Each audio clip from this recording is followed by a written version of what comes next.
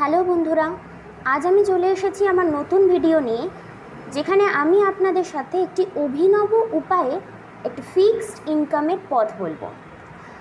এতদিন আপনারা জেনেছেন যে সিএসপি বা কাস্টমার সার্ভিস পয়েন্ট বা গ্রাহক সেবা কেন্দ্র থেকে কমিশন পাওয়া যায়, এর থেকে বিজনেস করা যায়।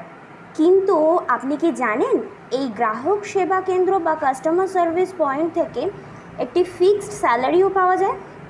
শুধু তাই নয়, এর থেকে আপনি ইনসেন্টিভও পাবেন। তাহলে বন্ধুরা, আর দেরি কেন?